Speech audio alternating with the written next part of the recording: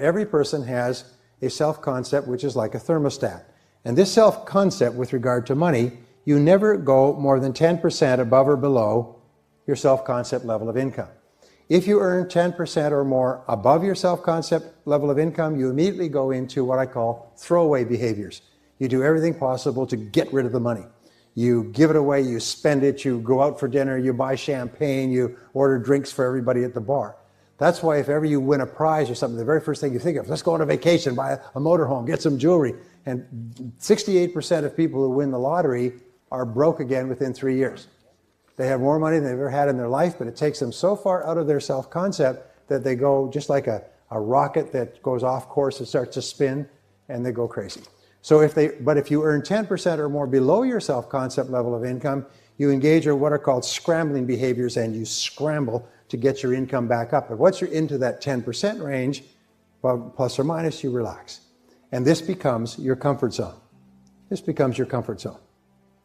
And the great enemy of human success is the comfort zone. In this comfort zone, you're comfortable. Now, you may not be happy with the amount that you're earning, but you just become comfortable with that amount.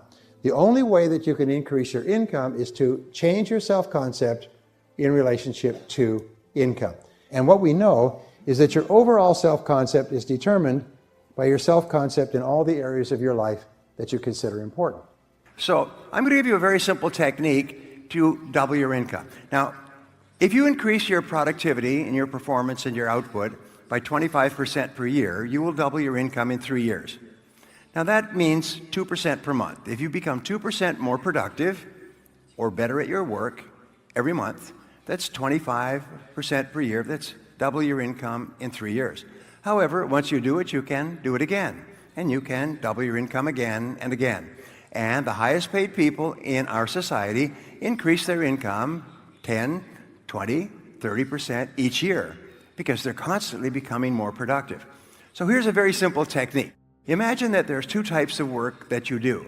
There's work that we will call work number one, all right? And this work is work that has big potential consequences. If you do this and you do it well, it makes a big difference in your life and your family and everything else.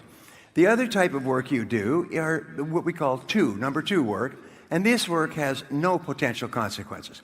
So the first category of work moves you toward your most important goals faster than anything else.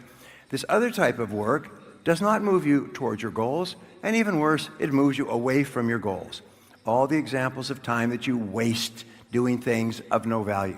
So here's a simple way to become one of the highest paid and most productive people in society is do only number one tasks. Do only those things that are moving you every day toward the goals that you say you want to achieve. You want to earn more money, be happier, be healthier, move up in your business, have a nice house and a car, travel. Only do those things all day long. If you only do those things, the things that have great potential consequences, it transforms your life. Now here's another discovery.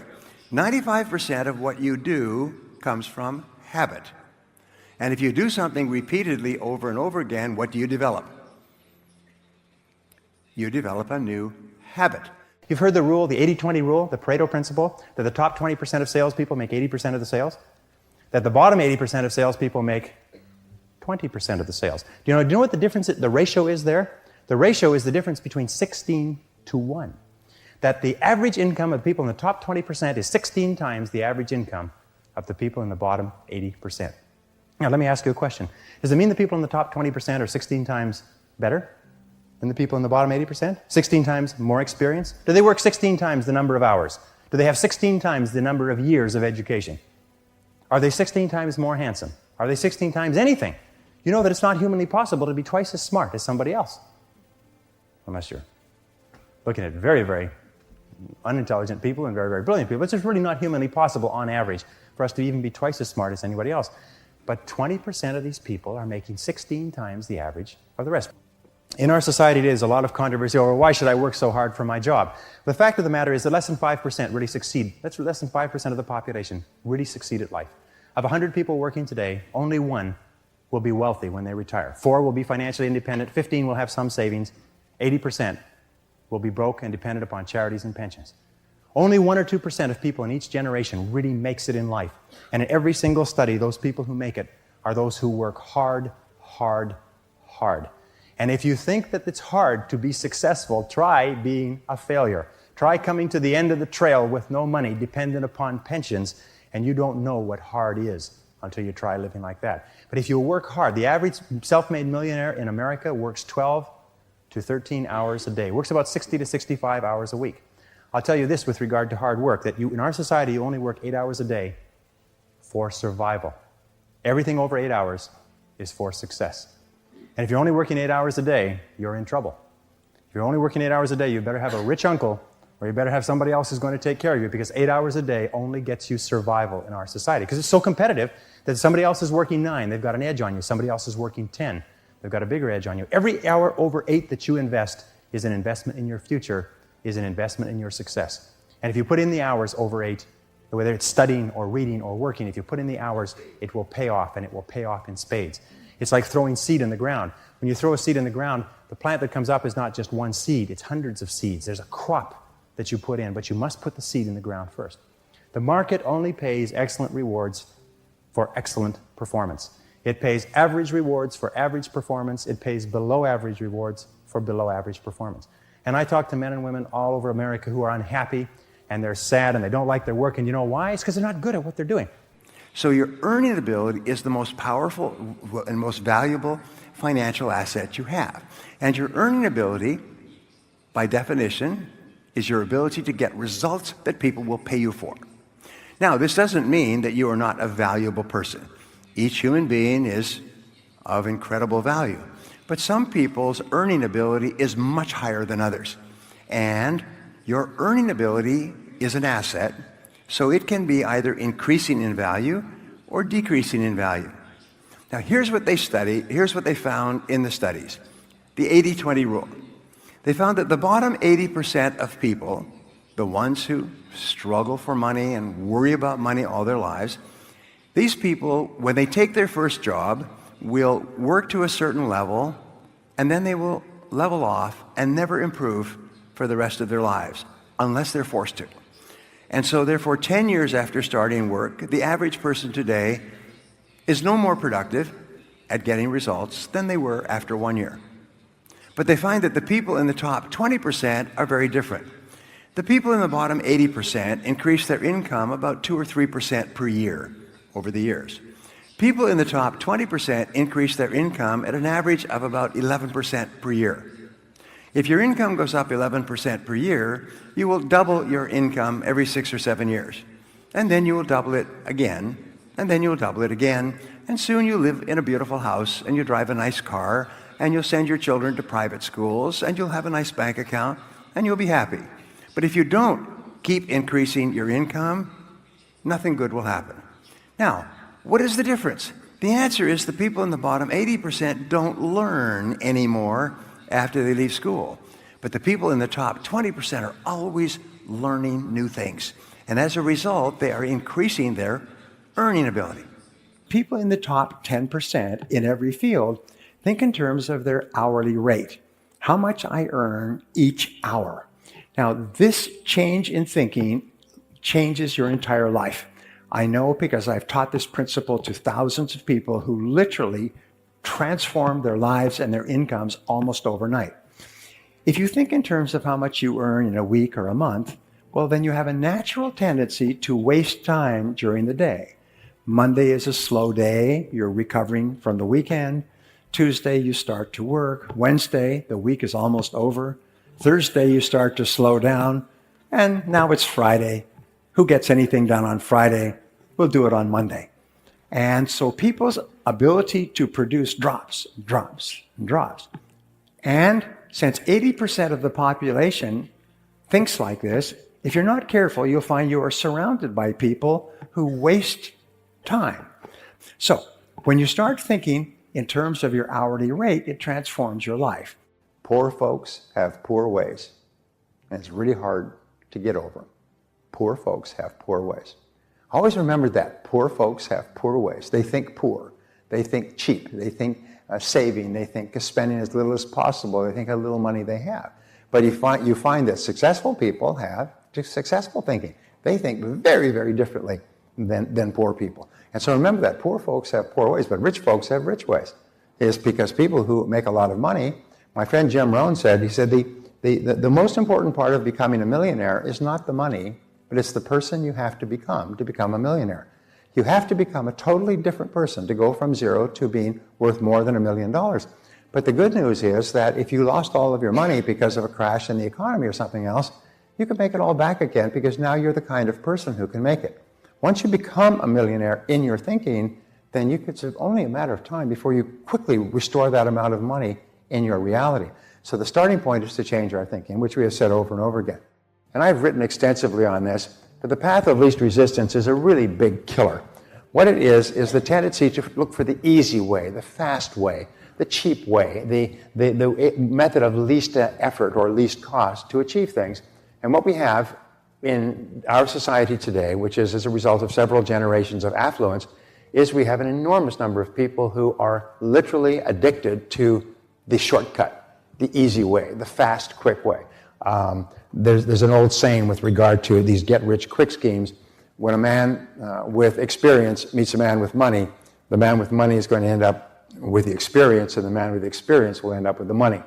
So you'll find that the newspapers and magazines and television are all full of get-rich-quick schemes, because there's always people who think it's possible to get rich quick, get rich easy. All you have to do is find a trick or a gimmick.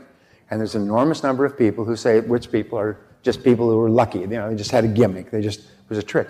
The fact is that the rich have been studied at great length. It takes about 22 years from the time you decide to become a millionaire before you hit $1 million net worth, X your house. It takes about 22 years on average, based on the studies of many thousands and tens of thousands of self-made millionaires. People say, wow, that's a long time. If it is, get on with it. So people start at 20, by the age of 42, they're millionaires. By the age of 45, they're dual millionaires. By the age of 50 or 55, because as we say, the first million is hard, the second million is inevitable. And so what you do is you have to make the first million. Why? It's because you have to become a very different, disciplined, higher form of human being to actually make such a contribution that you actually earn and hold on to more than $1 million. It forces you to become somebody really different than you've ever been before. Financial freedom is a real big issue today. Financial freedom means that you don't worry about money. Worries about money, by the way, are the number one reason for marital breakdown. Worries, disagreements, arguments over money. So if you have problems with money, they affect your relationship. You have problems with your relationship, they affect your health. If you have problems with your health, it affects your peace of mind.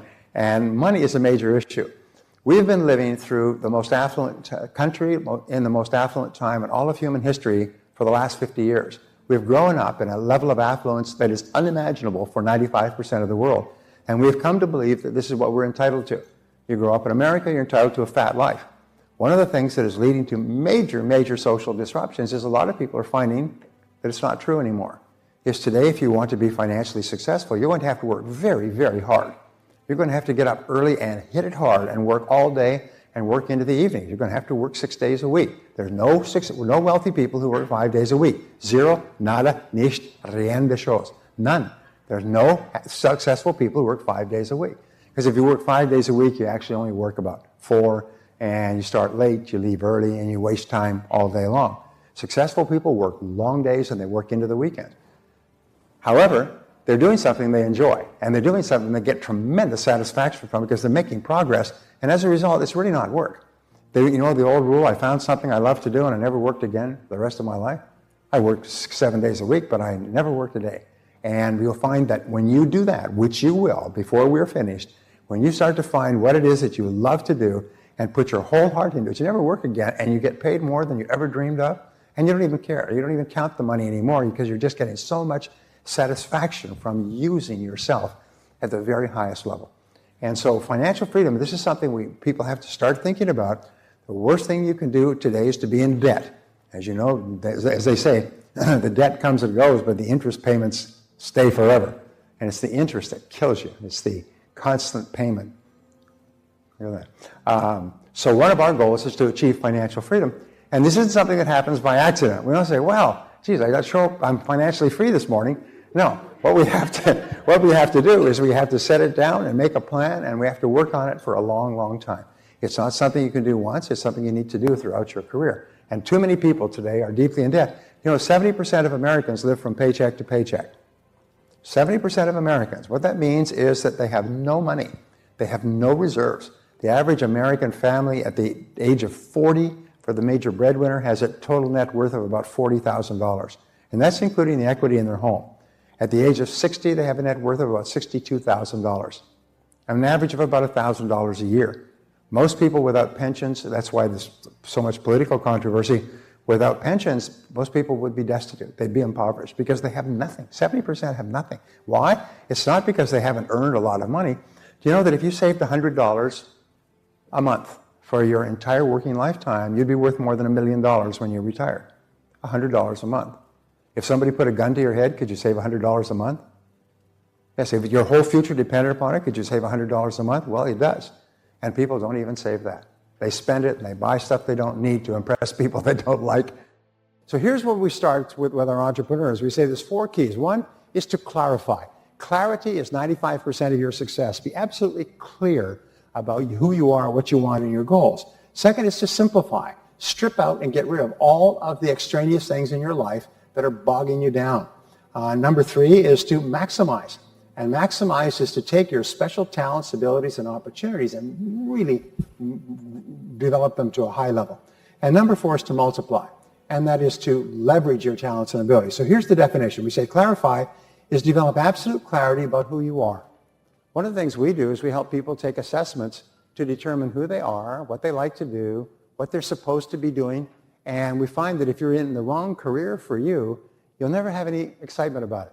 You'll never have any desire to get better at it. But if you change and you start doing what is right for you, you suddenly come alive. You become excited about what you're doing. So who you are, what you want, and the best way to achieve it. Clarity, clarity, clarity. Second is to simplify. Simplify means to delegate, outsource, and eliminate all low-value, no-value tasks and activities in your life.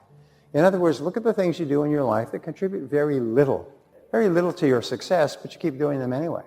And you'll find that about 80% of your life is trivia.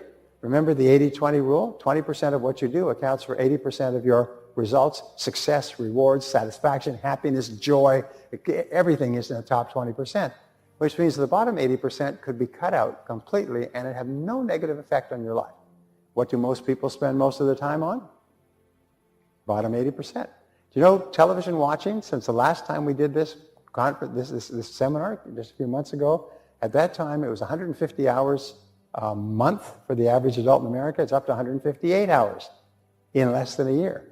Average Americans watching 5.5 to 6 hours of over 5 hours of television per day. Average non-adult is on social media 5 hours a day. Television watching, by the way, for young people is dropping dramatically. The networks are going bonkers. But it's older people who are not high tech. They watch television 5 hours a day. Just imagine if you took 2 of those hours and you read something worthwhile. You'd be rich in a few years. Television makes you poor. They did an interesting study. They took people's socioeconomic categories, Wall Street Journal. They found as you went down the socioeconomic categories to the poorest of the poor, they had no books in their homes and the biggest televisions they could afford. As you went up to the top, and they watched about 7 hours of television a day. As they began to go up in terms of income, television watching decreased until they got to the top 5 or 10%. These people very seldom watch television. They would pre-record something and watch it at their leisure. Later on in the evenings or on the weekends, very seldom watch television and their homes were full of books. So if you wanted to get into the top 10%, what you do is you have to do things that the top 10% of people do.